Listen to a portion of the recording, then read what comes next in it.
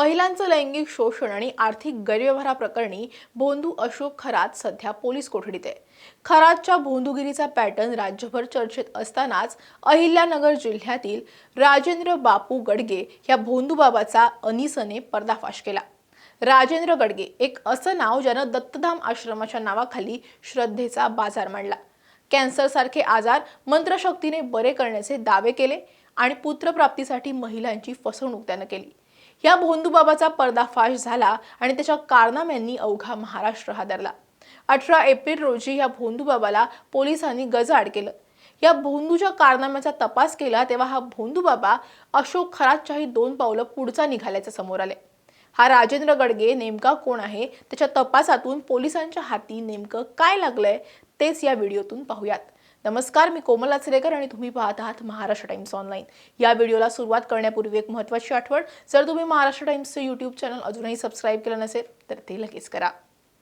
माझ्याकडे दैवी शक्ती आहे, मी मंत्रशक्तीनं कॅन्सर बरा करतो आणि निपुत्रिकांना पुत्रप्राप्ती करून देतो, असा दावा करत सर्वसामान्यांची आर्थिक लूट करणाऱ्या भोंदूबाबा राजेंद्र गडगेसह त्याच्या 5 साथीदारांविरुद्ध अंधश्रद्धा निर्मूलन समितीच्या राज्य सरचिटणीस ॲडव्होकेट रंजना गवांदे यांच्या फिर्यादीवरून संगमनेर तालुका पोलीस ठाण्यात 18 एप्रिल रोजी गुन्हा दाखल करण्यात आला। संगमनेर पोलिसांनी गुन्हा नोंद केल्यानंतर ह्या भोंदूबाबाला बेड्या ठोकल्या। संगमनेर तालुक्यातल्या वडगाव पान येथे राजेंद्र गडगे याचा दत्तधाम नावाचा आश्रम आहे। राजेंद्र गडगे हा स्वतःला दैवी शक्ती प्राप्त असल्याचा भास निर्माण करून लोकांकडून 11,000 ते 51,000 रुपयांपर्यंतच्या रकमा उकळत होता। कॅन्सर सारखे गंभीर आजार मंत्रांनी बरे करण्याचा खोटा दावा तो करायचा। या लुबाडणुकीच्या अनेक तक्रारी अनिसकडे करण्यात आल्या होत्या। सुरुवातीला हा प्रकार केवळ उपचारांचा वाटत असला तरी पोलिसांना मिळालेल्या माहितीनंतर या भोंदूच्या साम्राज्याचा पत्ता लागलाय। पोलिसांनी जेव्हा या आश्रमावर धाड टाकली तेव्हा जे समोर आलं ते थक्क करणारं होतं। पोलिसांनी मोठी कारवाई करत 200हून अधिक व्हिडिओ जप्त केलेत। हे सर्व व्हिडिओ आता फॉरेन्सिक तपासणीसाठी पाठवले जाणार आहेत आणि त्यातून आणखी धक्कादायक माहिती समोर येण्याची सुद्धा शक्यता आता वर्तवली जाते। याशिवाय दत्तधाम आश्रमातून 90हून अधिक संशयास्पद औषधांचा साठा जप्त करण्यात आलाय। या औषधांचे नमुनेही तपासासाठी पाठवले जाणार आहेत। 90 पेक्षा जास्त औषधं कोणतीही वैद्यकीय पदवी नसताना गडगे हा लोकांना देत होता। गडगे आणि त्याच्या कुटुंबियांच्या नावावर संगमनेर, अहिल्यानगर, नेवासा आणि राहता या परिसरात तब्बल 13 मालमत्ता असल्याचं सुद्धा आता तपासात उघड झालंय। या मालमत्तांची माहिती मिळवण्यासाठी सब रजिस्ट्रार कार्यालयाशी आता संपर्क साधण्यात येतोय। तसंच गडगे याची 10 वेगवेगळ्या बँकांमध्ये खातीही तपासाअंतर्गत समोर आली आहे, त्यामुळे आर्थिक व्यवहाराची सुद्धा त्याच्या छाननी सुरू आहे। पुत्रप्राप्ती प्रकरणी ग्रामीण रुग्णालयाकडून भोंदू गडगेला नोटीसही पाठवण्यात आली आहे। इतकंच नाही तर या भोंदूबाबानं आपल्या विरोधात आवाज उठवणाऱ्या रंजना गवांदे यांचा AI तंत्रज्ञानाचा वापर करून बनावट व्हिडिओ केला आणि त्याद्वारे त्यांची बदनामी केल्याचा खळबळजनक प्रकार समोर आलाय। रंजना गवांदे ह्या बाबाकडे खंडणी मागत आहे असा बनावट व्हिडिओ त्याने करून तो सोशल मीडियावर व्हायरल केला होता। माझ्या विरुद्ध बोलाल तर खबरदार अशी दहशत निर्माण करण्याचा या भोंदूबाबाचा प्रयत्न होता। तसंच ॲडव्होकेट गवांदे यांना फोन करून धमकावण्याचा प्रयत्न सुद्धा करण्यात आल्याचं त्यांनी आपल्या तक्रारीत नमूद केले। तसंच त्यांच्या घराबाहेर जाऊन त्यांच्यावर दबाव देखील निर्माण करण्यात आल्याचं त्यांनी सांगितलंय। आता प्रश्न पडतो की लोक ह्याच्या जाळ्यात अडकायचे कसे? तर गडगेची पद्धत अत्यंत नियोजनबद्ध होती।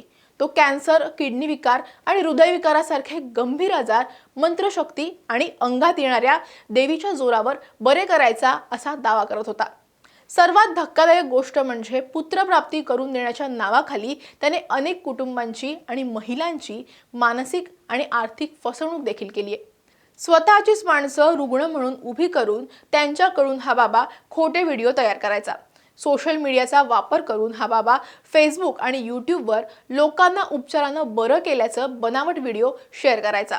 उपचार सुरू केल्यानंतर तुम्ही जर उपचार थांबवले तर देवाचा कोप होईल अशी भीतीही हा लोकांना घालायचा। या भोंदू गडगे बाबाचा कारभार केवळ श्रद्धेपुरता मर्यादित नव्हता, तर तो एक संघटित गुन्हेगारीचा प्रकार असल्याचंही आता समोर आलंय। या प्रकरणात केवळ गडगे हा एकटाच नाहीये, तर त्याच्यासोबत एक संपूर्ण टोळी कार्यरत होती। राजेंद्र गडगे शिवाय पोलिसांनी आणखी 4 जणांवर गुन्हा दाखल केलाय। यापैकी मधुकर शिंदे हा अटकेत आहे आणि गडगेची मुलगी ज्ञानेश्वरी गडगे, सूरज शिंदे आणि डॉक्टर मोहनपुरी यांचा शोध सध्या पोलीस घेतात. यातील डॉक्टर मोहनपुरी हा औषधांचा पुरवठा करणारा मुख्य सूत्रधार होता. तो गडगेला नेमकी कोणती औषधं पुरवायचा, त्या औषधांमध्ये काही अंमली पदार्थ होते का, याचा तपास आता प्रयोगशाळेतील अहवालानंतर समोर येणार आहे. राजेंद्र गडगे प्रकरण हे एक केवळ भोंदूबाबाचं प्रकरण नाहीये, तर ते आपल्या समाजातील असुरक्षिततेचं एक लक्षण आहे. जेव्हा विज्ञान हतबल होतं तेव्हा माणूस चमत्काराच्या मागे धावतो आणि नेमका याच गोष्टीचा फायदा हे भोंदू लोक घेत असतात. अशोक खरात सारख्या भोंदूपेक्षाही 2 पावलं पुढे असलेल्या या गडगेची पाळंमुळं खूप खोलवर आहेत. पोलिसांनी आवाहन सुद्धा केलंय की जर तुमची किंवा तुमच्या ओळखीच्या कोणाची फसवणूक झाली असेल तर न घाबरता पुढे या. तुमची ओळख गुप्त ठेवली जाईल. अंधश्रद्धेला बळी पडू नका. आजारावर डॉक्टरांकडे जाऊन उपचार घ्या, भोंदू बाबांकडे नाही. तुम्हाला काय वाटतं, अशा भोंदूगिरीला पायबंद घालण्यासाठी कायद्यात आणखी कठोर नियम हवेत का?